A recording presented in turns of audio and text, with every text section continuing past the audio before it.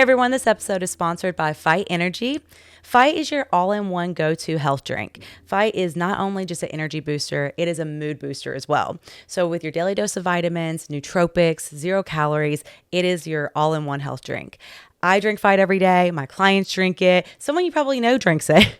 And you guys, what I'm offering for as we get into 2025, we're doing a discount for 25% off your first order if you type in LYB. Okay, so we'll know that you came from the podcast, and that way we can make sure you get some Fight Energy and some other little goodies thrown in there too. So if you get a chance, we would love to know which team you are. Are you team strawberry? Or are you team blueberry? Hey everyone, welcome to the LYB podcast. On today's episode, we have Hunter Smith. How are you? Good. Good. Mm-hmm. Nice to meet you. You came all the way from Tullahoma, right? Yeah. Okay. So are you from there? Real small town. That's where I grew up. Okay. Yep. Okay. Gotcha. So we found each other through Instagram, right? Yeah. Matt, who was on here, Grind Season. You're friends with him? Yeah. Yes. Okay. How did you two meet? So I was at one of the expos at Olympus one day. Okay. He was just kind of walking around the back, and I was kind of like, I just want to look at stuff, not get asked questions or whatever. Yeah, yeah. But he's like a real talkative person. He's like, yeah, here's my card. And no, he's so talkative. He's so funny. I love it. And so I was connected. Like that? Yeah, and just followed him. Okay. Eventually, we was like, asked him about the photo shoots, and we set one up. Yeah.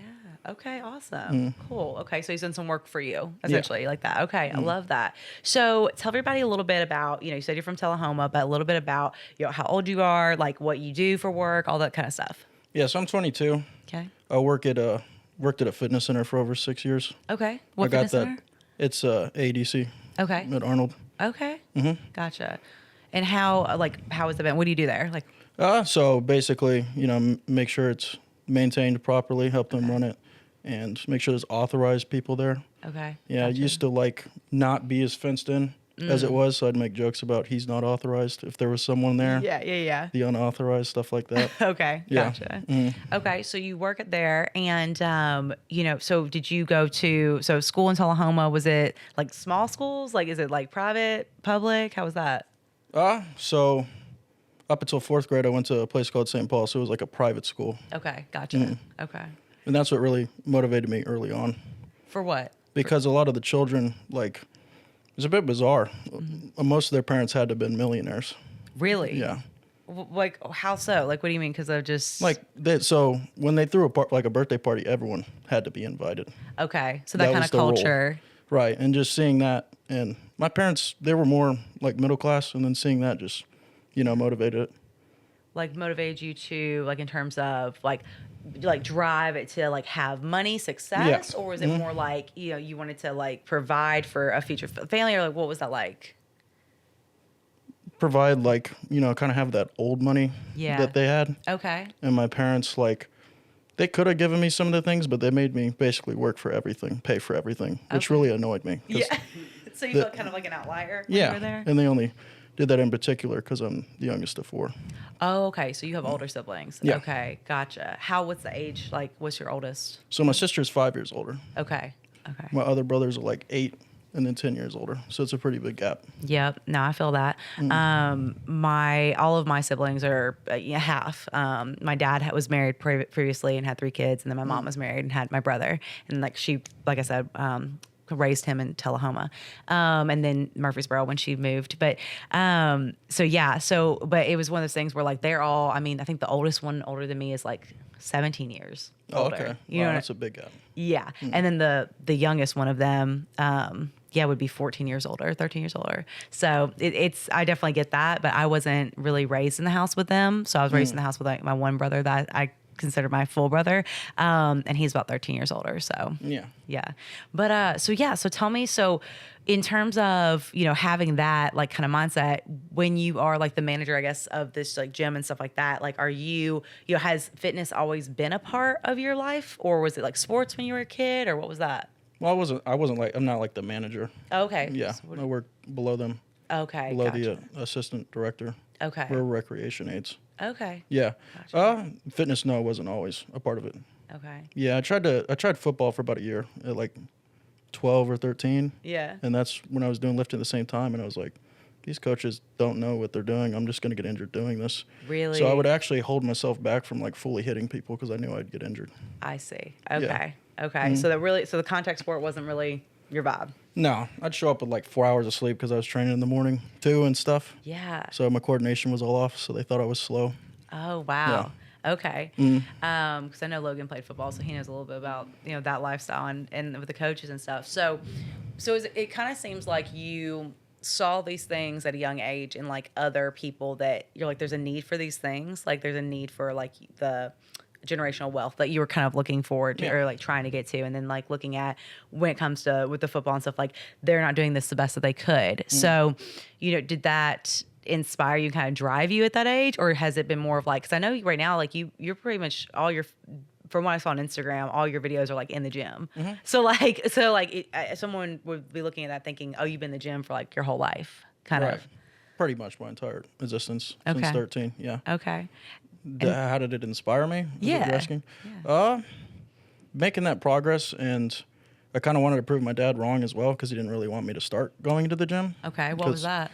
I was more afraid of, I guess, I'd get bigger than him. And now that I look at it now, people, I guess, are saying it's because if he told me to do something I didn't want to do it, it's because now I'm intimidating. So. I see. Okay. And do you still live with them, or do you? Still do. Okay. Yeah, once I'm finishing college. So what school? College? It's ASU online. Okay. I picked that so I could focus on social media. Okay. And growing my coaching business. Yeah. Okay. So you're doing mainly like online coaching. Okay. How has that been? So I can scale it more. Well, I picked a mentorship. His name's Justin Wenzel. Okay. He's helped Flex Wheeler scale his business. Okay. I found him through his name's John Anderson. He used to be a professional wrestler. Oh, okay. And that's how he found me, because he was on his podcast. I commented, and then he reached out to me. Oh, wow. Okay, awesome. Yeah, okay. I mean, everything I got, contracts. I'm using this one app. A lot of people don't use Trainerize. Yep. Yeah, that's so much easier than the primitive copy and paste, just send notes. Yeah. Junk. Yeah. For sure. I gotcha. So in terms of, like, because with school and stuff, you'll be done, like when you're 23 or? Yeah. Okay. So about a year left. Yeah. Right. Okay. So is your goal to continue like growing online and then like travel, or do you want to stay in Tennessee, or what's that? Grow online and probably move to Nashville. Okay. Yeah. Yeah. If my girlfriend gets accepted into Vanderbilt, she's doing her trying to get into a PhD program. Okay. And then move up here, it'd be closer. Nice. Yeah. Okay. And she's in Tullahoma also, or no? She lives up in Sewanee. Oh, in Sewanee. Okay. Yeah. How'd y'all meet? Ironically, Tinder. Really? Yeah, Okay. Yeah. Okay. Yeah. So big apps guy. You got, you're blowing up on Instagram, trying to do all that, and then okay, I gotcha. So in terms of, with your other siblings and stuff, like, are they still around, or are you close with them, or? My other brothers, I don't. I've cut off communication with. Okay. I've had issues with that. Okay. But my sister, she lives up in California. Okay, gotcha. Yeah. Closer to her. Okay. Yeah, when we were having issues, when I first told my parents about my girlfriend or whatever, she kind of helped. Okay, why did they have issues? My mom has this thing of like, kind of wants to be the most influential relationship in my life. Yeah. So she pulled this whole, I guess she thought she couldn't convince me or whatever to stop seeing her or hanging out there or something, but she didn't directly say, no, it's an issue. Yeah. So you feel like you have this sense of free will, but she like faked a whole suicide attempt. Oh my gosh. Yeah. What? Like, what? I mean, you don't have to get into it if you don't want to, but was that like, I mean, just took you by surprise, or did you feel it maybe kind of coming on because of how she was acting, or like, what was that? I didn't expect that to happen. That was a complete surprise. Okay. I guess it was like a control tactic. Like, I'll do this. See, it's crazy because you hear about stories like this, but I've never actually like talked to somebody who's like gone through it. You know what I mean? Yeah, I don't know. She met them the night before, but when I told her, they were like, they didn't ask anything about her. It was like, no. Because the whole thing was like, could she stay at her house? So I was like, okay, fine. I'll just, stay at her dorm or whatever. Okay. And the next morning, I'm waking up to like texts and stuff. She's like, just randomly, she never sends me paragraphs. She's sending me like paragraphs and stuff about why she believes what she believes or something like that. Because I had accused them, like, because some of the stuff, like control tactics growing up, when I became more social, they just take my stuff away. Yeah. Like, I was watching, I think it's Law and Order with my girlfriend. Yeah. And it was like, I wanted to watch the cult episodes in particular. Yeah. And just seeing how some of the cult survivors act is kind of how I used to be with my social anxiety. Okay. Okay. So did you notice he had social anxiety from like a young age, or was it? Yeah. Okay. Yeah. I had it up until I was probably about 17. Okay. How did you feel like you kind of like, because I know people are dealing with that all the time. I've had several guests that even like coming on here is like a big step, So like, how did you kind of overcome that? Would you say? I had this guy I worked with. He looked just like Tupac. Okay. Yeah. So he pushed me to really, it's like, you need to put yourself out. You need to put yourself out there. So I kind of tried to get really social at school, just try to be myself more and see how people would react. Okay. Get out of my comfort zone. But then I kind of got around the wrong crowd. Oh, okay. Yeah. How trying so? to like party and stuff. Gotcha. That's right when I got my coach or whatever. So he had stuck with me even though I wasn't being as fully consistent. And he knew Okay. throughout that. But I had some bad stories like towards the end. Okay. Some of the parties. Yeah. But back to how I got rid of my social anxiety. I mean, it was really just that. Okay. Training my brain to like start talking to people. Now you have a positive reaction, because the whole reason I had it is because anytime I was myself at home, my parents would yell at me. So you get a negative reaction. That's kind of like embedded in you. You're conditioned. Yeah. Okay. Wow.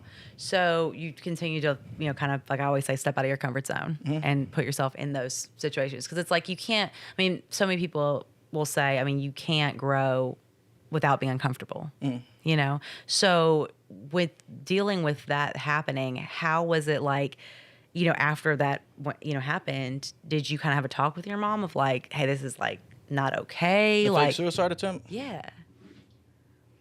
I never really brought it up again, because it's like one of those things she won't admit. Okay. It's just if she starts to try to, get in the way, like, hey, I think you're just doing this because I have a girlfriend now. Yeah. I think it's going to be so hard because I guess, again, I always try to play devil's advocate and like put myself in other people's shoes, right? Because like, I don't know what it's like to be a mom. So, but like, listening to that, it's got to be hard for that dynamic of like your youngest son and then like finally like leaving the coop or kind of, wanting to, and then maybe she's like not able to handle it or not ready for it or whatever it might be, kind of, that where it comes off to you is controlling. And like kind of that smothering a little bit, and then to take it to that extreme. So were you able to talk to him about it or? No, it's more of a, we don't give you a reason. It's a, I said so. No. Okay. Yeah. Okay. It's just like, hey, they don't want her staying over, so it is what it is. Yeah. Yeah. It's so interesting you bring this up because I actually was talking to my parents about this because of my brother when he like left the house and stuff, because I was little and I didn't know that this was a thing, but like because I basically introduced my sister-in-law to them. So my sister-in-law grew up in Shelbyville. And so like she worked in Murfreesboro at the time. And so I was like always like very like outgoing. And so like I was a little and I was like, oh, hi, like Micah, like so good to see you, and I would always talk to her. And she thought that my brother and my mom were together because my brother looked older and my mom looked so young. And because she had him when she was like 17, And then with me, I looked like their kid or whatever. So anyway, all that to say, I introduce them. And so when she would come around, like I like love that. But then it got to that point of like my parents were like, she's spending the night or she wanted to spend the night. And like I'm very little. So like my dad didn't want me to get influenced, or see anything or whatever. Right. Anyway, so he had to move out. And I was like, that was the worst. Right. And I guess it wasn't like had to, but it kind of just like led to that, right? And so he like moved out and stuff, and I was like heartbroken, and the whole. I remember still like him leaving that day and me crying at the door, But it was like now looking back from a parent's perspective, like I was like, okay, that makes sense. Little kid in the house, whatever, because it was a small house, But in terms of with you, do you feel like what stopped you from being like, hey, I'm just gonna like leave? Like, I'm just going to move out. Like, just leave the house entirely? Yeah. I don't think it'd be the best financial decision. Okay. Yeah. Okay. Gotcha. Because I didn't know if, like, you could. So, like, right now, you're basically just spend the night with your girlfriend, like, kind of when you can and stuff like that. Okay. Yeah. So, as your plan, though, you said, like, once you get out of college, then you'll move. Yeah. Something like that. How do you think they'll take that? I mean, they might be like, why are you leaving and stuff, and try to convince me to stay. But it's like, I'm over 18. They can't really do anything. Yeah. Yeah. Yeah. It's always interesting, too, because, like I said, my mom's side of the family came from, like Lawrenceburg, which is really small, as well. And that whole dynamic of growing up, it seemed like it was, like, literally graduate high school and, like, you need to, like, get married. Yeah. Like, you need to like get like kind of, I'm not to be like mean, but like get out. Like, you know what I mean? Like they're like, we're good now. You know, we raised you and then like, you're good. So it's interesting that your mom is kind of like holding on to, you know, you at this age and being like, okay, like we don't want that for you. But then like, I wonder what she does want, if that makes sense. Like, have you ever asked her?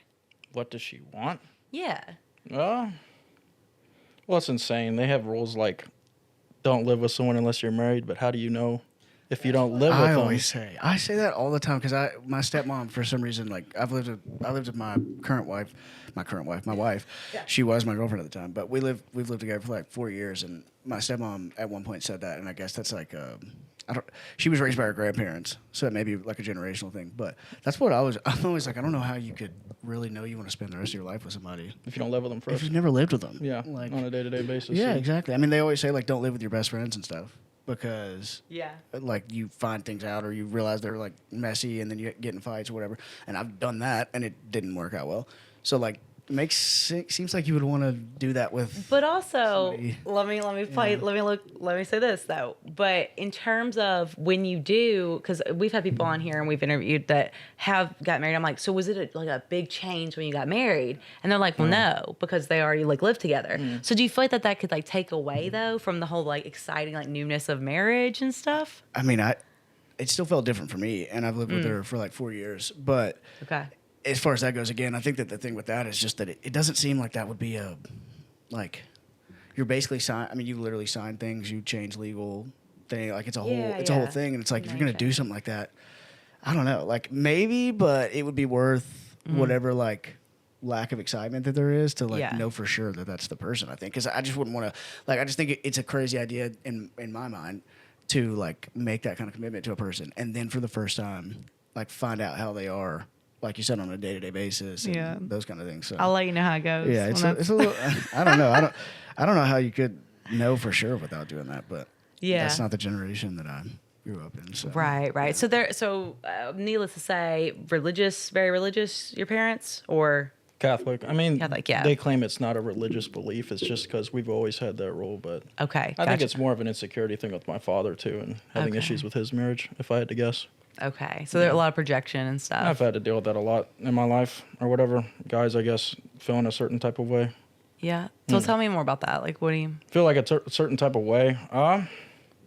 Like for an example, with my boss at work, not buy certain equipment because I want it. Okay. Or I'm dealing with this nasty sexual harassment thing at work. Yeah. Like a girl's been harassing you like that? 2 or 3 years. Oh wow. Yeah. Like, but no one's doing anything about it? Is that what you're saying? I'm trying to now. OSI is investigating it. Okay. But they kind of threw it on their table, tried to get us to just sign an agreement and shut up. Oh man. And it's someone that works there? Yeah. Oh no.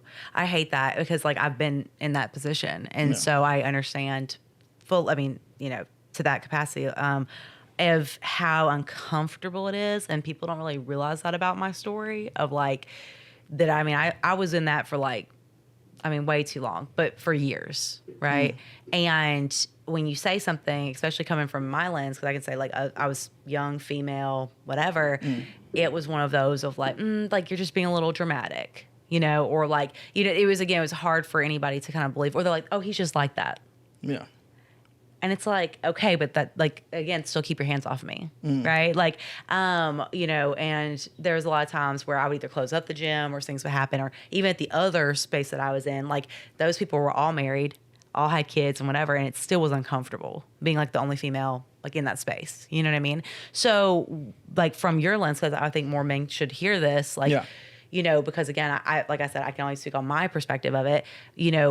How have you been dealing with that? Mentally, like, do you feel like it's just like it's because that one guy doesn't believe you, or do you feel like no one does, or how do you feel? They believe me. They just didn't want it getting out. Okay. Because appearances, yeah. Well, that was when my following was getting bigger. They tried to do things with controlling what I post and stuff like that out there.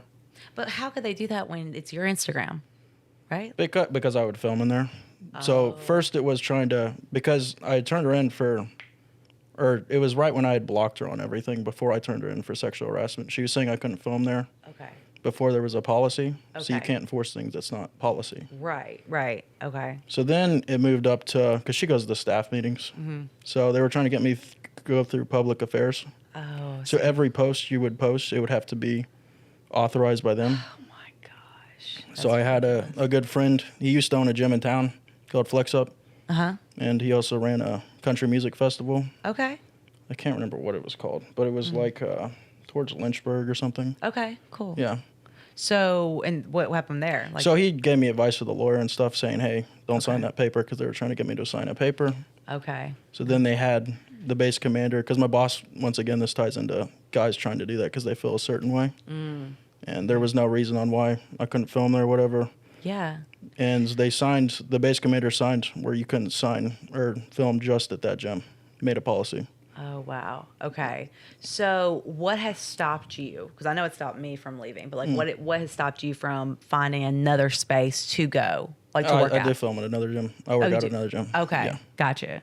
So you still work at the other one, but then you go in. So all your videos, like I've seen, like would be at this this other gym. Okay. Gotcha. Yeah, I can't even train in there. Okay. There's always some kind of harassment. Like there was one day, there was one of the coworkers I work with was saying, hey, they're really cracking down on the dress code. You can't wear that tank top. Which I was like, okay, there's no way it's true. So there's a guy and he's wearing a cutoff or something. I was like, they say anything when you walk in? He's like, no. Right. It's giving Planet Fitness vibes. You know what I mean? Like, they're not even that strict in Planet Fitness. right. Yeah. Yeah. No, I just remember like wearing a sports bra in Planet Fitness, and someone was like, "Hey, like you should probably put a shirt on." And I was like, "No, like I'm really hot, so like I'm not like I'm like sweating hot, you know." Yeah. And I was like, "No, I'm not going to do that." And so, but anyway, it was like I just went with a friend one time, and I was like, "This is not for me." But yeah, because you want a gym to be a safe space on all fronts, you know? And so it's like, that's for me, like, that's the whole thing with me. It's like, no matter what someone wants to wear or whatever it is, like, as long as they feel good in it and like they feel comfortable and confident. Cause like I hate doing certain workouts in pants. Okay. Yeah. So I would rather wear shorts. But then other ones, I'd rather wear pants. Like, you know, it's like, and to have to add that extra layer of stuff of like someone's always watching you and that extra stress of like, you know, what are you doing? And I used to feel like that when I worked at a corporate gym. It literally, I'll tell you the story real quick, but it was like all the girls were wearing like shorts and like we had to wear these ugly like tops that like t-shirts that everybody had, you know, whatever, you knew those were like the trainers. And literally I remember there was an email, I wore my shorts and I felt really confident in it, whatever. And the next, or like that night, there was an email sent out that says that all females are no longer allowed to wear shorts on the floor. Yeah. And I didn't think anything of it at the time. I'm very like naive, very bubbly. And and I come into work and I was like, hey, like, are you okay? And I was like, I mean, yeah, like I'm good. Like what, like what's up, you know? And they were like, you know, that email is about you. Right. And I was like, no, why would that be about me? And they're like, oh, just like inappropriate. Like, where I was like, I'm a dancer. So like my stuff's like good. Like nothing was like, you know what I mean? Yeah, there was nothing out of place. Like I looked very professional. It wasn't like I was wearing like super hiked up short, whatever. Okay. Anyway, and I just remember that moment and I was like, oh heck no, like we're not going to do this. So then that lasted, it was enforced for like a week. And then we all all the women were like, no, we're going to keep wearing what we want to wear. So we had to like band together. So do you feel like in terms of like at that gym that you're working at right now, could you just start working at the gym now that you're training out of, or would it just be completely like too? What do you mean work there? Get a job there? Yeah. Oh, I'd have to ask. You what? Probably.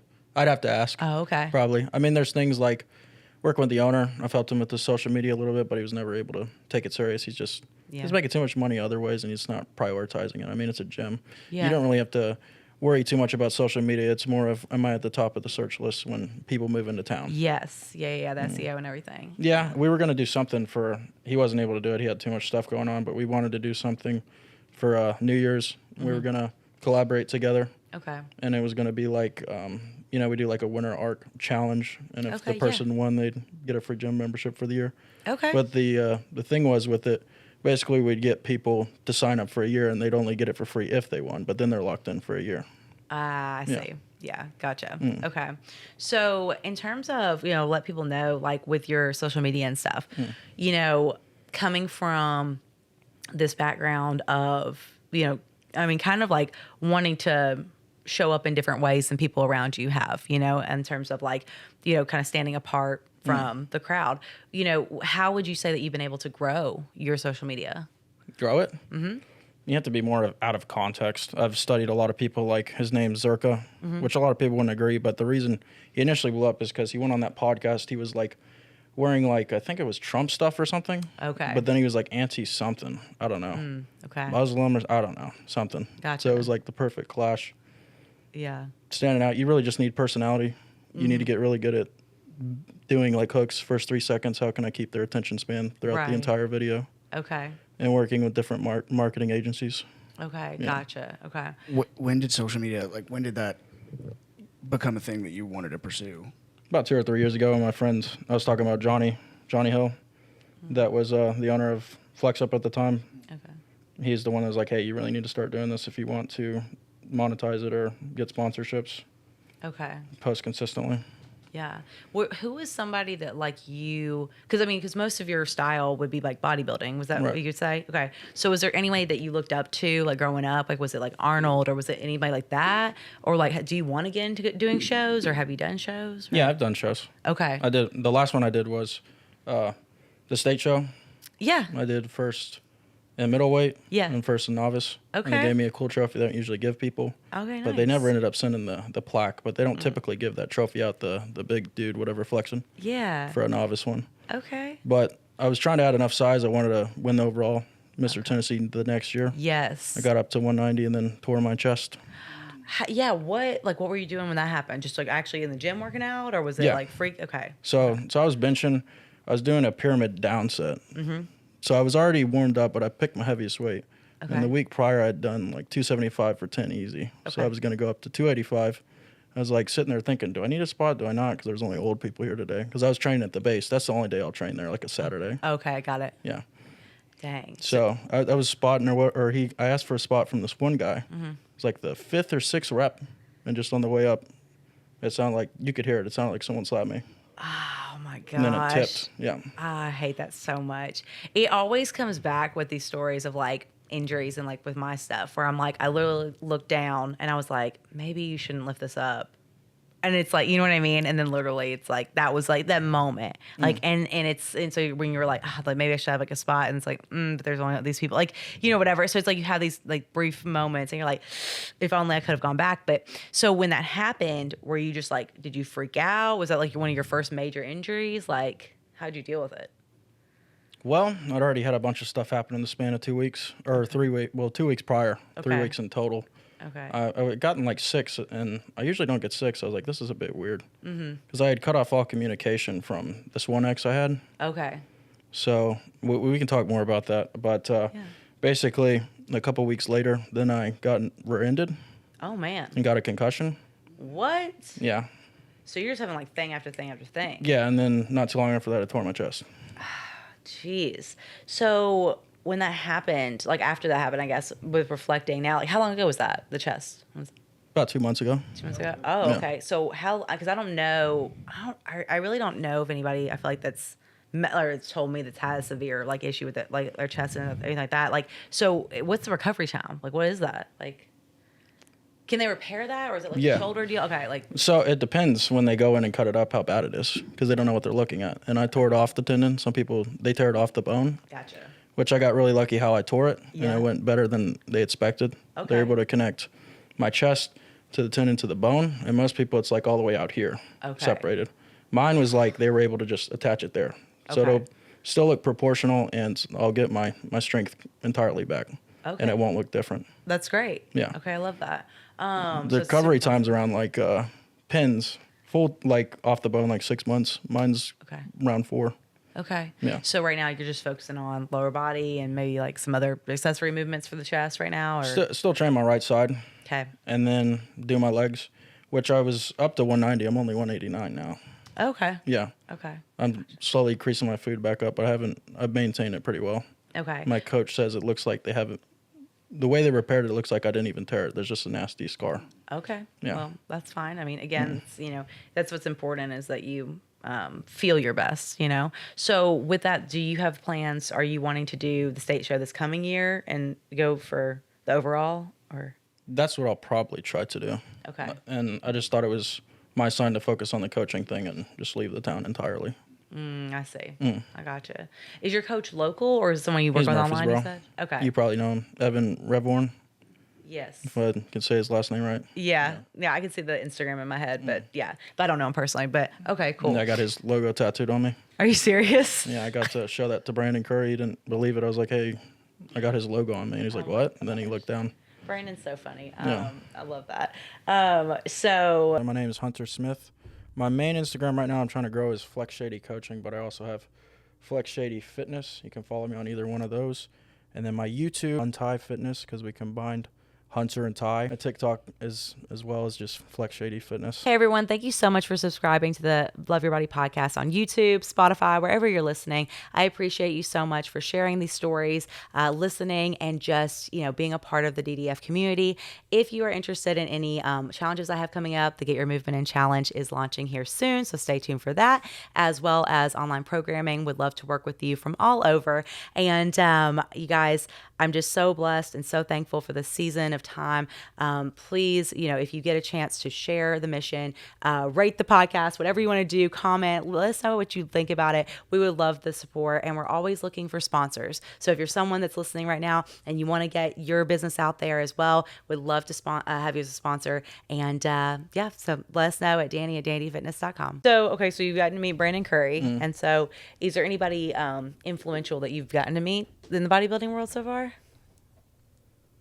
Lee Priest, gotten to meet him. Okay. Did you meet him at the expo? Yeah, he was there. I mean, you don't really get to meet him. Okay. Yeah. Gotcha. I was running around dancing and doing all my stuff, so I didn't. Yeah, I saw you at your booth or whatever. Okay. They were more talking to you, so I just let them talk or whatever. Matt and stuff. Yeah. He always has like 19 dudes with him, so I'm like, I don't know. Like, you want to be like, do you want me like? He's had like a posse or whatever, and I was like, I don't know. Should I introduce myself to everybody or just say hi to you? Like, okay. But yeah, those days are always so chaotic because it's, you're running the booth, you're doing the events, doing all the things and stuff. So, but okay, so you got to see him. I'd say the most influential. I was supposed to meet him at, what's that gym in like Franklin? Iron Fit or something? Carbon or no? No, it's not Carbon. It's like red and stuff. Maybe like Iron Tribe or something like that. Whatever it is. Yeah. I can't remember it. Okay. His name's Patrick something that runs it. Okay. So it was like the grand opening thing. I was supposed to meet him. His name's Edward Connors. Okay. I don't know. You don't know this? He's the one that turned Gold's Gym into a franchise. Oh, okay. Okay, nice. He's the one that scaled it to make it worldwide Super cool. back in the day. He got a lot of people famous. He's the one that flew Flex Lewis over.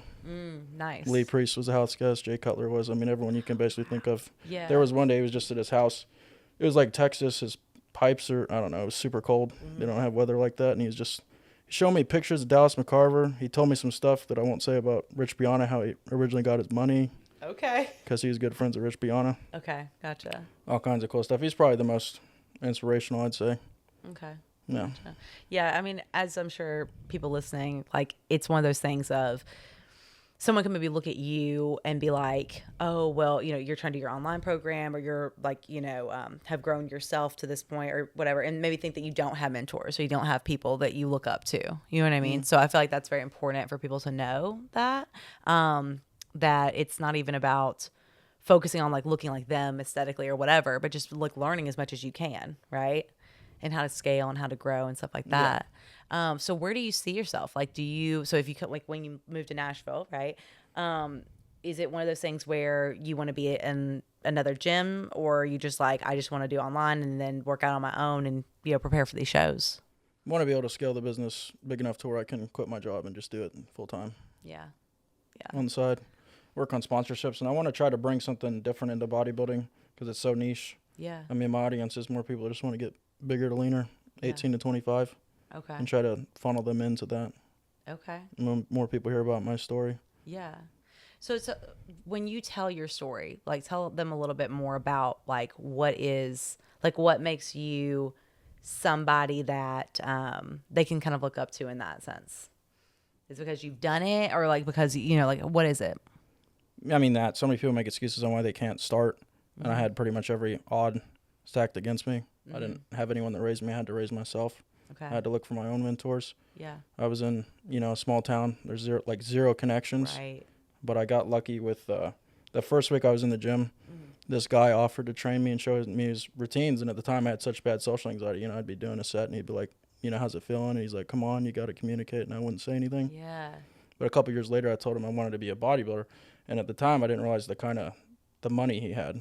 I see. Because he just drew a little Nissan truck or whatever. Yeah. And he ended up happening to be a millionaire. Yeah. Yeah. He had That's most millionaires. I think people will get that confused. Like, I've had millionaires on here before. Like, you would not know by the cars they drive and, like, how they present themselves, you know? Which is so, I think, so special for the younger generation to understand that it's not about the having this thing, whatever, right? Those are just flexes and looking like you have wealth versus actually having wealth.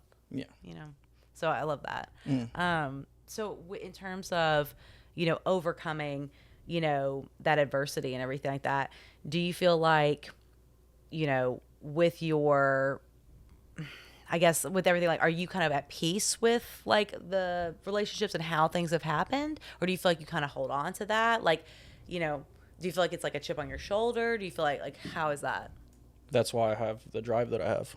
Okay. Drive is not something you can be born with. It's something that somebody told me one time you have to be attacked, like outcasted, stuff like that for it to actually be put in you. Yeah. Okay. Yeah. So I'm happy all that stuff happened.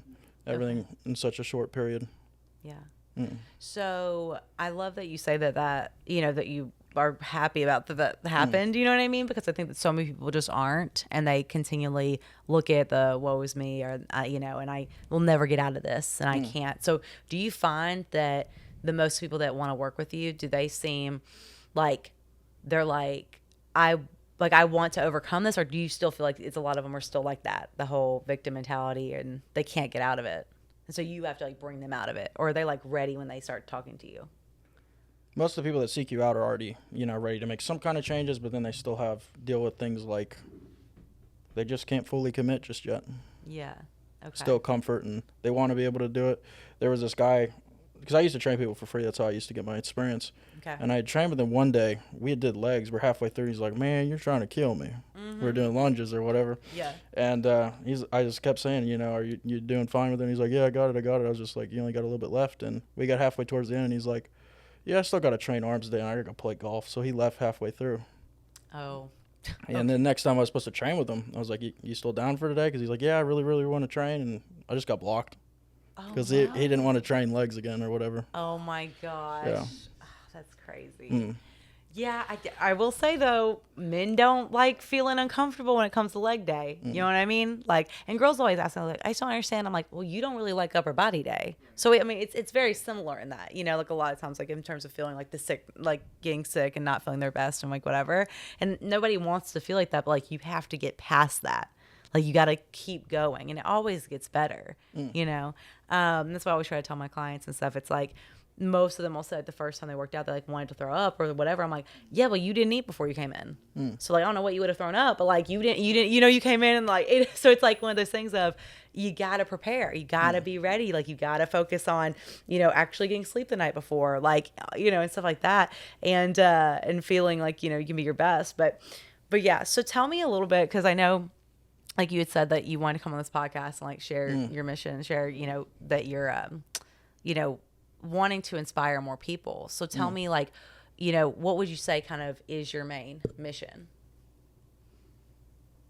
Inspiring people through my story, becoming full circle. I mean, showing them that it is possible and not making excuses of, oh, well, I didn't have parents. My parents didn't do this. They didn't do that.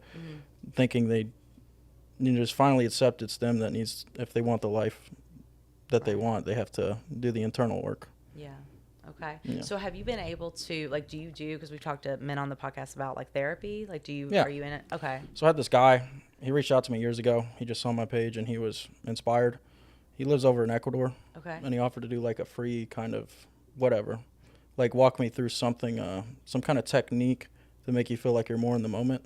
Okay. So that was grounded. really cool. Yeah. Okay. Okay. I love that. And when I was trying to overcome my ex or whatever, which that's a whole interesting story in itself. But Yeah. Tell me what happened with that. What was that? he's the one that helped me get through he did this heart healing session. He offers for super free because he hadn't practiced it as much, but he had learned it from somebody. Okay. What with her? It's like I met a second one of my moms Oh, okay. as far as manipulation tactics. Okay. Gotcha. So was that like had y'all met on an app as well, or was this something like you met in person, high school? I met her on Messenger. Okay. Originally. Okay. Yeah. And what was it like? Did you realize things were Like, did you kind of see the red flags in the beginning, or was it just like it just kind of hit you? First 6 months, it was perfect. Okay. We didn't have any issues, no manipulation. Halfway through is when it all started. Love bombing and things like that. Like, I could count on the day when it would happen. Really? Okay. It'd be like every 2 days. Okay. Act cold and then try to get us to fight because she thought it was cute or whatever, and then love bomb me again. So very like toxic. Yeah. Okay. Had me paying for a lot of things. Gotcha. Okay. Why do you think, you know, when you kind of look at it like the manipulation and stuff, do you feel like it was like her specific, or was she like trying to be something she wasn't? Like what was that? I think it's because of her past relationships, so she had certain insecurities, so just never feeling good enough and I have to do this to maintain this guy. He's not just going to love me for who I am. I see. Yeah.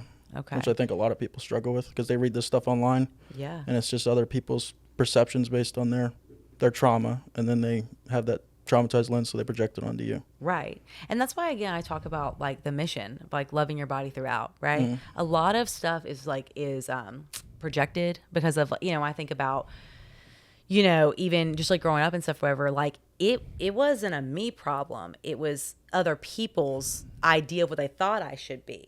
You know what I mean? And it was almost like I was like, hey, like I'm good. Like, can we just like let it like be? Like, can you just like let me, you know, rock with what I want to do and how I want to wear stuff and whatever. But it was always everyone else's issue because they're like, well, they would never wear that, or they would never, you know, be okay with looking not like a model, or you know what I mean, or whatever it was. And so it comes down to that root of being confident in yourself. And that's why I'm like, this mission, you know, with my mission, it's so much more than just, okay, like, you know, again, loving yourself, right? But it's, again, loving yourself through movement, through the foods that you choose, right? Like not self-sabotaging yourself and binging and overeating and overindulging, right? It's also not focusing on, you know, just being like, okay, positive and like everything's okay, and kind of not being real with yourself. Because I feel like a lot of people live in that too, where it's like they live in the Instagram world, or they live in the, you know, how good they are viewed on there. So that was something I did want to ask you was, do you feel like people treat you differently because of your following? Or do you feel like it's kind of been the same, or what do you think like that? You'll get some certain people that when they're in person, they just agree with everything you say. But then when it comes down to it, like there's this kid who'll say, yeah, I've been eating 6 meals a day consistently. I've been showing up to the gym every day, but he has 0 results in front of me just trying to, because I do it. So he's like, hey, he'll like me because I claim I do it. But yeah, he has no results with it. And then there's one day, well, it'll just kind of single him out, but I've made a joke about it before. We went out to his car. He's saying the whole meal garbage or whatever. And he has a pack of cookie dough that's been eating. He's like, I don't know how they got in there. Yeah. Oh my gosh. So yes. just tell on himself type. Yeah. Right. So when you deal with like, does that kind of stuff frustrate you, or does it just, are you just kind of like, they want to be it before they're it, which a lot of people yes, want to have that persona now, but they're not there yet. So then it's just arrogance or whatever, fake and not being authentic. Yeah. So how do you find that, like, how are you able to, like, well, actually, I want to go back to ask this question about the ex. Because I read something, or somebody was telling me this, whatever, that men, it's like within like the first 10 minutes, like they kind of like know when they see someone, like if they're like interested in like pursuing it, you know, romantically, or if they're just going to be somebody that they hook up with, or it's just going to be somebody they're like they're friends with. Is that real? No. Okay. Not for me. Okay. Yeah. I don't think so. I personally have a hate relationship with the whole, like, as soon as I saw her, I knew. It's like, maybe you did, but just because somebody else didn't doesn't mean that they don't also know too. So Okay. I would probably disagree with that in general. Okay. I mean, it's a pretty quick, like, I think that most people probably make a judgment on a person pretty quick. I mean, like, you make some kind of judgment initially, and then you're probably, like, trying to work backwards or forwards from there. But as far as, like, knowing, like, long term, I don't know. I've obviously heard that. I was dating my wife for a long time before we got married, and so whenever I hear people say that, I'm like, I mean, I'm not saying that that's not true, but, like, it can also happen the other way. I guess is my point. But. So with you, when you said that the ex, like everything was perfect, like Right. 6 months, like was that because like just like you were really getting to know her and things were like vibing really well, or was it like you saw her and you were like, oh, she could be it, and then do you know what I'm saying? Like It's like, okay, you got an interest in Tupac. I like Tupac. I've listened to him before. You know, just interest in everything that you have. Oh, I see. More of just she stays at home. She don't go out a lot. She just helps her family. Just the certain values. Okay. But I never knew initially if for sure that would ever work out. So Okay. we never even had a discussion like we're together now. It was just like, I'm calling you my boyfriend now. Oh, I see. Okay. And then it was just kind of assumed. Yeah. Okay. Yeah. So how is your relationship now? Oh, it's what I wish she would have been. Yeah. I'd say with going back to if you know in 10 minutes, I don't say it's true, but just like the first phone call we had, Yeah. because it lasted a while, and then we could just stay on the phone forever, and Yeah. nothing was forced and it just clicked. Okay. Yeah. I love that. Mm. So do you feel like, now, I mean, not to get too personal with like your new girlfriend now, but like, do you feel like because the other girl had more past traumas that was like, it just completely affected that? Or like, does your like now girlfriend has had traumas, but she's able to like open up and be real? She's able to open up and be real. Okay. My ex had more of a arrogance about it and stuff like that, or when come to terms with it, and just sometimes it would be blurred out of her subconscious. All men are like this. Yeah. Which I always hated. Yeah.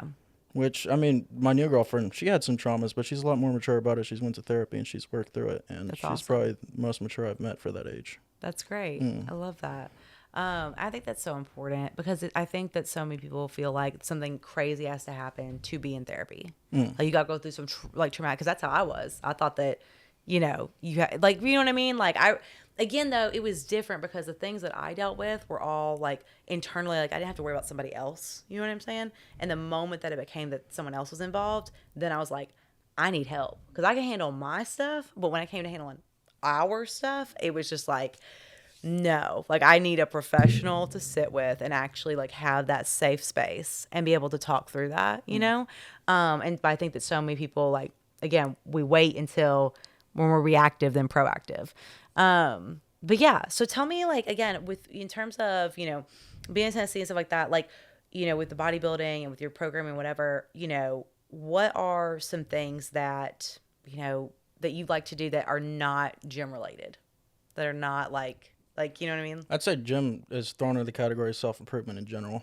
So helping people with their social anxiety. Okay. I'm really good with relationship stuff because I tried to really throw myself out there, study it, practice it for 6 years or so when I was trying to overcome my social anxiety. So, I mean, that specter, but I'm really, focused in on the 18 to 25, get bigger and leader audience. And obviously I can lead into other avenues. Yeah. But in the future have like, subscription programs. Okay. Of overcoming like their social anxiety, or how did I network from such a young age and stuff like that. Okay. Yeah. Gotcha. Logan, do you have any questions? Yeah. I was going to ask, like to be able to fix something, you got to acknowledge it first and see it and be aware of it. Like you were talking about how the difference between the two girls that you dated, one of them has basically had things go on too, but is more open about it and more mature about it and those kind of things. But for you, unfortunately, I can relate on the mom thing.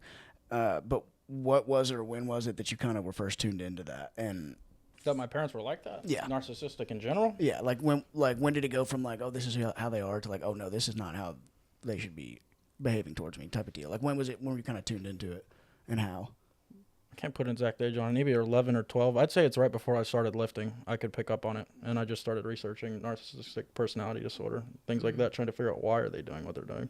Because I always question everything. Yeah. So when you bring those kind of, if you have, like in my experience, whenever I've tried to bring some of those things to light, it doesn't usually go very well, which is emblematic of a narcissist, to be fair. But did you have the same experience? Did you try to bring some of these things to light, and how was it dealt with? Yeah. Well, I always have the saying, speak the truth even if it leads to your death. Right. So whenever you did that with them, was it like a denial, defensive? Denial, defensive, talk over, screaming match. Yeah. See, there it is. It's not, like I said, unfortunately, I can relate to that. And that's why I bring up the awareness thing, I guess, in general, is that's always been really frustrating for me, like dealing with that, is that like things that seem clearly obvious to anybody else, like that's manipulative or that's wrong, or you're thinking about yourself over your kids or whatever, like things that you would, I mean, again, you tell 10 people, 9 out of 10 people are like, yeah, clearly that's, But I think it's just because people aren't self-aware. Well, that's what I'm saying, is that's one of the frustrating parts, is that it's like so clearly wrong to me. Yeah. But you try to bring it to them and it's, like and you probably relate on this, but like I end up the bad guy. Yeah. For trying to point some of these things out. And like that's one of the most frustrating parts, because like you can't even really you can't do anything about it if you can't even acknowledge that it's happening. Right. You know, so for me, I was a little bit later that I really started to tune into that, but it's definitely not. It's been frustrating to try to deal with. So I can definitely relate with you on that one. Yeah. Do you feel like that you're unique in a sense of you're trying to bring the mental and the physical together?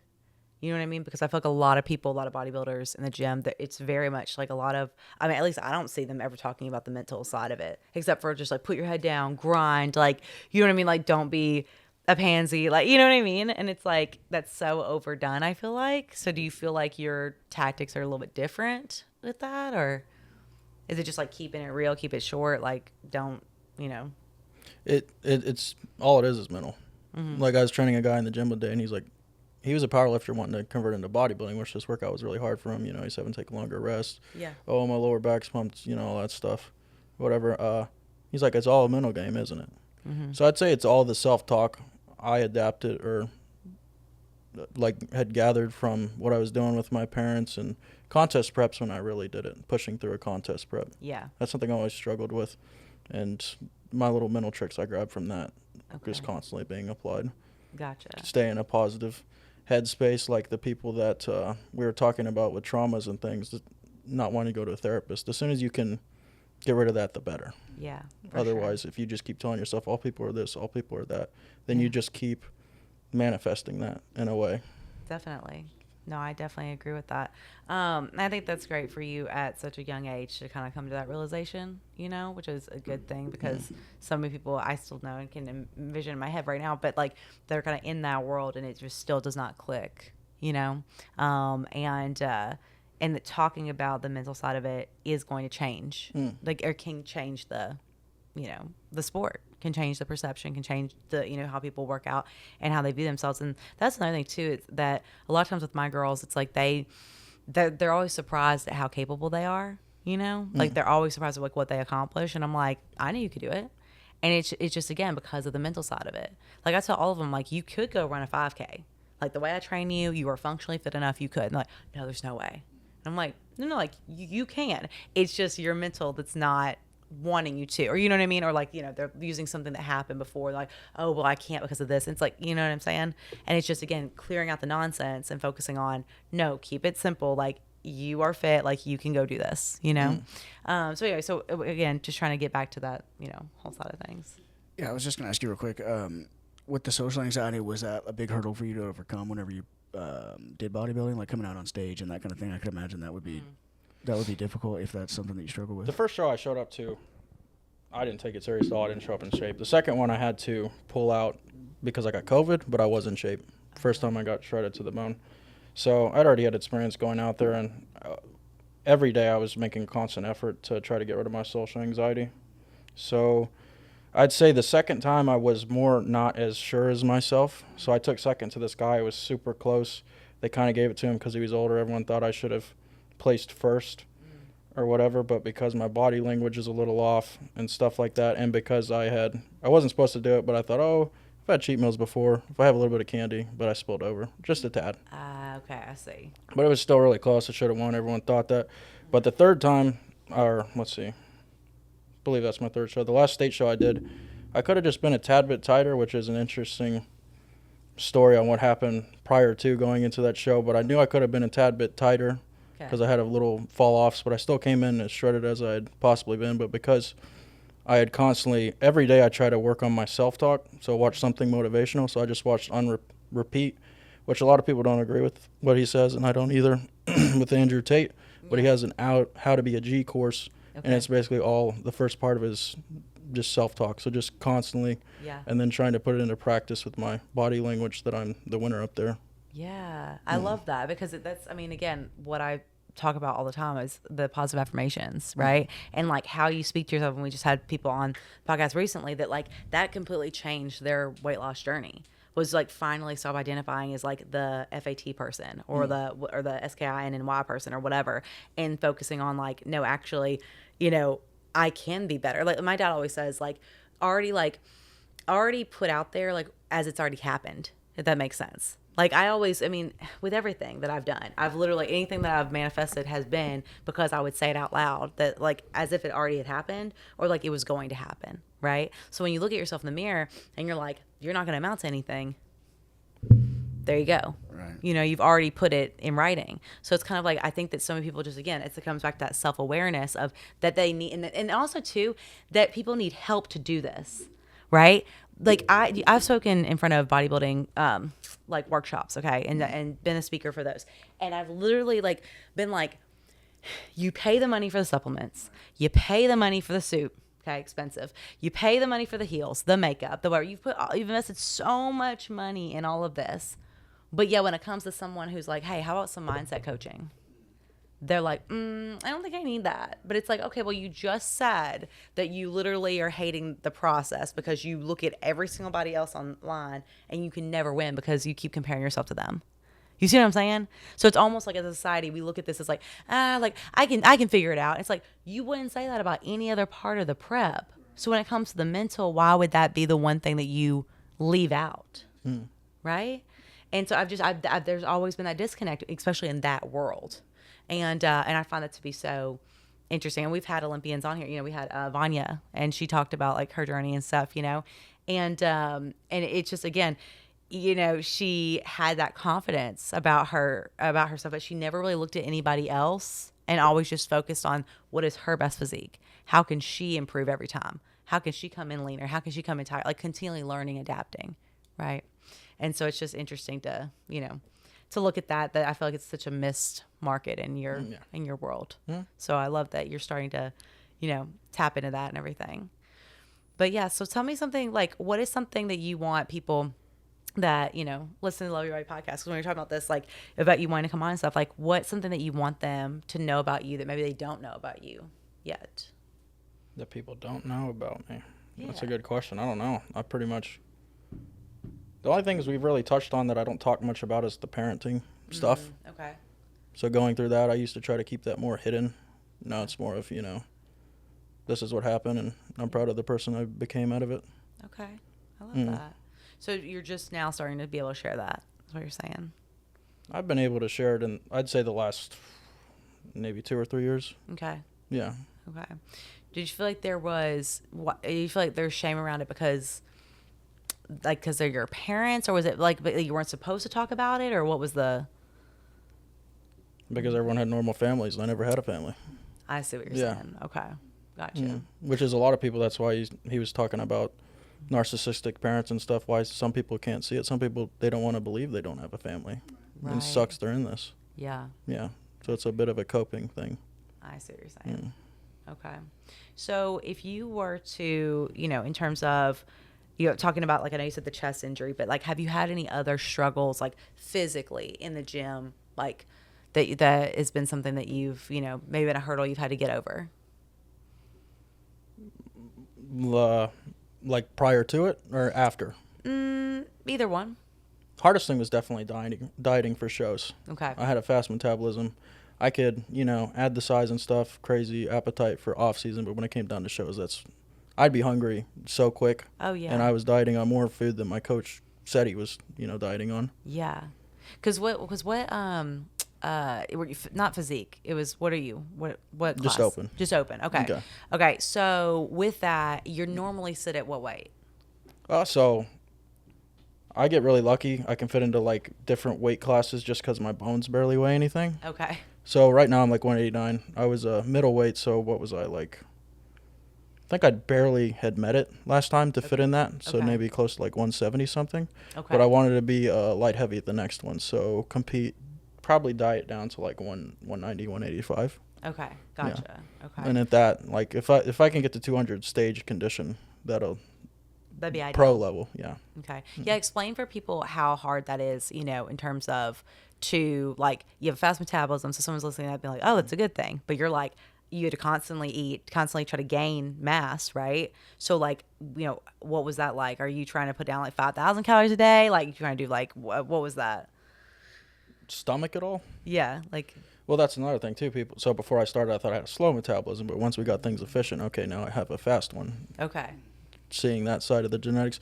But stomaching it, that's another, just mental tricks of, how bad do you want it, sticking this out, what can it bring long term, and just really learning your body of progressively increasing things. And then once you hit a wall after a certain point and you're becoming more like insulin resistant stuff, now I'm going to take it back down and get metabolism back up. Right. Yeah.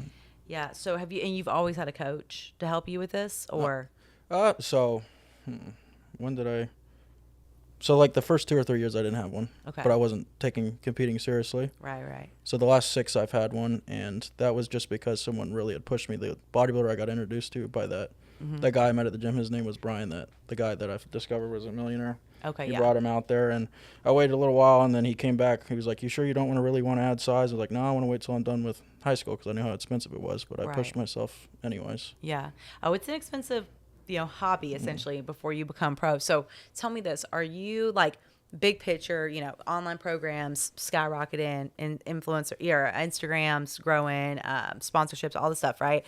In terms of with your bodybuilding career, are you like, once I get to be a pro, then I'm good? Or are you like, no, I want to keep going? Like, what's that like? I want to hit the pro level. I want to win the Olympia consistently. Hey, everyone. Thank you so much for listening to the LYB podcast. If you haven't yet, please go check out the How to Love Your Body Throughout book on Amazon. This is my very first book. I am so proud of it. It is a short read. You can also get it on Kindle. So it's not a huge commitment, but it is something of a self-help book. So if you're someone who's looking for support, you're looking for tools, you're looking for just a way to feel better during this holiday season and into the new year, I definitely recommend it. I put my heart and soul into this, and this is just the start. So if you haven't yet, go on Amazon and get your first copy. Okay. Really have my coaching business popping off. I want to be able to make it out to some of the bigger podcasts that are out in Hollywood and kind of bring Hollywood into the fitness space so that it can really explode and get the money it needs. Okay. Okay. I love that. And I'm glad you were able to, start here and, kind of come on and stuff. So I want to ask you, like, what kind of drew you, to like the brand, like to Dandy Fitness and all that? Was it just from Matt and like meeting me like on occasion, or to your brand? Yeah. I just seen you there, and then you do the whole body positivity sort of thing. And it's inspiring with your coaching business that you had built out there, and you have people, that you train and things like that, and through Matt. Okay. And I would say just your energy. Okay, well, thank you. I appreciate that so much. I always like to ask, because it's like some of the people that we get, like I said, I've never met before ever. And then like some, I've known for years, right? So it's always interesting to hear the differences of, that truly, no matter if it's someone who is I've had teenagers to, elderly to like all different bodies and male, female, whatever, but they all come back to there's an appreciation for this mission. And that loving yourself throughout is important. And it's part of that mental, that's going to help you be the ultimate, whether it's the professional bodybuilder, the Olympian, the whatever. Like, you got to have some level of that love for yourself. Because I feel like, and you probably see this more and more too, but like, it's just the constant culture of hating yourself in every walk of life. It's like, that's no way to live. Yeah, so I really learned my whole self-talk. I didn't learn it from a bodybuilder, the mindset. I learned it from that guy that helped me through therapy, so I learned it through. Yeah. And just seeing him where literally what he's saying is true, he doesn't look as attractive. He's kind of like a dating coach as well, too. But okay. I was mainly there just for the therapy aspect. Yeah. And working through that stuff, but he's traveling the world now because he had some friend that made like some joke Bitcoin kind of a thing, and it blew up. Yeah. So they're all over the world right now, and seeing that. Yeah. His mindset, how it got him there. Right. Yeah, I love that. And it really is cool because, again, I've said this before. If you don't have someone to look up to, then like, or someone that even like looks like you or has a mindset like you or whatever it is, it's so challenging to believe they can happen. You know what I mean? And so I think that it's important for everyone to have that mentor, to have that coach, to have that person they can, trust and they can kind of confide in.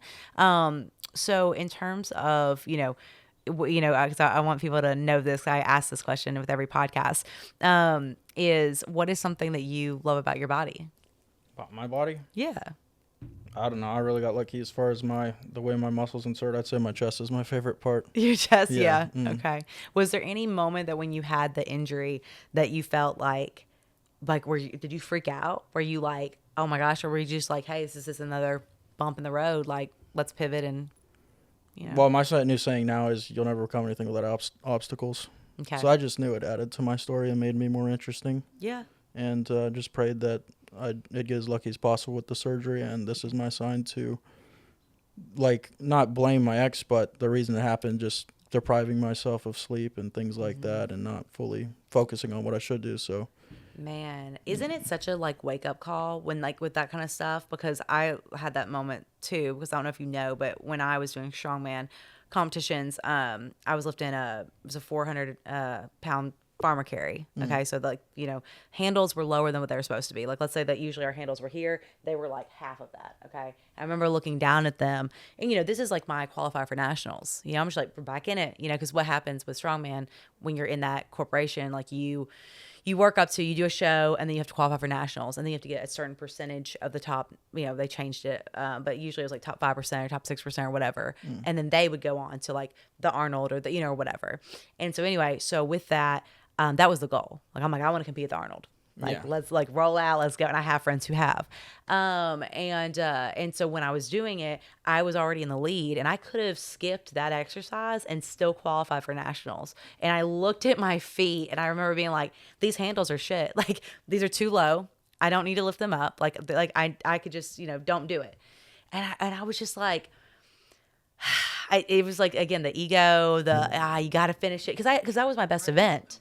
Well, and that was my best event. Like, I literally I had done that 1,000,000 times for 400 pounds. That was my, like, we run in with it, And then you go into a 405 deadlift and, start lifting. Anyway, had a pre-existing back condition anyway. And so what happened was the vertebrae shifted forward, crushed the disc, couldn't feel from down to my foot. So psoas down to my foot for years. So I dealt with that. And they told me, chiropractors was like, we don't know. Like, we don't know if you'll ever get the numbness to go away. So basically, like, when you have a Charlie horse, how annoying it is. That's what I dealt with every day, every minute after that happened. And I was like, and literally I went back to the gym and started squatting 300 pounds literally the next week and was like, it'll go away. It's like, I was like smacking my leg. Yeah. And then I remember wearing a pair of heels and my leg gave out, and like people thought that I was like drunk, and I was like, I haven't been drinking. And it was like, you know what I mean? And I just fell, and I was like, oh, like this is serious. Yeah. And it was that moment of, man, I look back, but there were so many other things that happened after that like dealing with like an ex and like, and all that it just, it clouds everything, and you aren't your best. You know what I mean? And I just remember that I was more focused on him at that competition because something was off, and I knew something was off, but I was more focused on that versus like whatever. And I should have taken time and like not had the distractions, So I definitely can relate in the sense of people can affect you so intensely that people don't even like realize that. I think people hang out with a lot of people for way too long. They don't they don't cut people off when they should have, right? And me and Matt talked about that when he was on, and just how much of an influence that especially a relational partner can be. So definitely, when looking back at with your situation with the ex, would you say that, I guess like what would you have maybe told your younger self of like something that could have, I don't know, like was there anything you could have like looked back on? There's always in the back of my head, try to do as much as you can with the time you have. So it was always in the back of my head after I got in that wreck with a concussion, you need to slow down. Yeah. So it's me still trying to accelerate as fast as I could. Yeah. Thinking for my age, there's other people online that are doing more already at this age, or whatever the case is, their circumstances. Yeah. So that back there. Okay. My wake-up call to reanalyze the whole situation, focus on the coaching thing, get out of this town, and rid myself from toxicity as quick as possible so I can attract more. I love that. And it clears things up, even though it's so traumatic and the things that we have to go through, but really looking back at it and be like, it's just a part of your story. And it's a part of either you can hide it and, act like everything's okay, or you can be open to being like, no, actually, like this happened to me and I'm fighting every day and I'm fighting for what I want. And for you, it seems like, getting out of that town, getting away from toxicity. Like, I love that. Yeah. It's always with me now. Don't let the wrong people into your life. I mean, because there was this guy that came into the gym and I explained to him everything that happened. He didn't even know I had an ex-girlfriend. He's like, you didn't upset some girl and she put hex on you, did you? Right. Oh my gosh. That's what he said. And I was like, yeah, it's funny you say that. I was kind of thinking that. Yeah. Oh my gosh. Yeah, I didn't even think about that. That's so crazy. I wouldn't put it past people, honestly, in this day and age. Like, everything is so, it's just wild. But like I was telling someone the other day, I was like, it's almost like here's the line, and like everyone's like a foot in front of the line. You know what I mean? Like, just like mental state. And that's why it's like even more of a reason, and you probably deal with this too, of like telling people that it's like movement. I mean, movement saved my life so many times, you know? Like, it's been the thing that has been there for me no matter what. You know, even when I was injured, they were like, you can do 3 exercises a day and you can walk. And I was like, cool. Perfected those exercises and walked. And that was all during COVID, all of the stuff, right? And I just remember being like, I'm just so grateful for this, because when I move my body, I'm sharper, I'm better, I feel more successful. It's been my driving factor of something to always look forward to. Because you can always do better, right? You can always find another lift or a different way to do the lift, or another race or another, competition or whatever it is. So movement is such a important thing. So as we're coming to an end and everything, what would you say is like your an idol, someone that you do want to meet, that you've looked up to, okay? And the other thing I would say is, what's your favorite lift in the gym? Favorite lift in the gym? It would have been the bench press. Okay. What I tore my chest on. Okay. Just straight bench press, not inclines? Barbell. Okay, barbell. It's definitely something I've always been gifted in. Okay. As far as person, well, there's so many different people I want to meet. Yeah, but right now they're coming through that door, and they like, who would you want it to be? Ooh, that's so tough. I know. And I also just look at celebrities as people as well, and everything they had to do. They had to work for it. It's not just falling from the sky. They don't just sign papers. It just all that garbage people think. Yeah. I would say, I guess. Well, not guess. Eminem. Okay. Yeah. Okay. Why him? Because that's where I call myself Flex Shady. Oh, gotcha. Yeah. Okay. The spin on, because I was in the gym one day. This guy, he's the one that helped me get the job at that gym. Yeah. Years ago, he looks like Dr. Phil. Okay. Okay. Yeah. He was like, just started calling me Flex Smith, and I was like, you can't call me that. There's someone already called Flex Lewis. Yeah. And then a couple years later, it just stuck. What should my name be? And then it was Flex Shady. Okay. And that's just because I want to bring the most amount of like influence bodybuilding's ever seen into that sport, and then also my childhood. Okay. So that's why I got the Flex Shady on my arm with the team logo. Okay. Yeah. All right. Well, very cool. Well, I love that. Logan, do you have any other questions or? Okay. Yeah. No, I love that. Well, thank you so much, Hunter, for coming on and sharing and being open to share what you've been through and what you've going through. I think it's important, especially for our male audience, to know that it's okay to talk about these things, and that it's something that needs to happen more, and especially in the bodybuilding world, because we don't need constant people portraying that they have it all together. Right? That's fake life, and it's not real. And I just did a post or whatever that I said the other day. It was like, how about we stop acting like we have it all together and actually have it all together? So I think we can only do that through, again, good movement, good fuel, and positivity. So until next time. Thank you for having me. Of course. Thank you.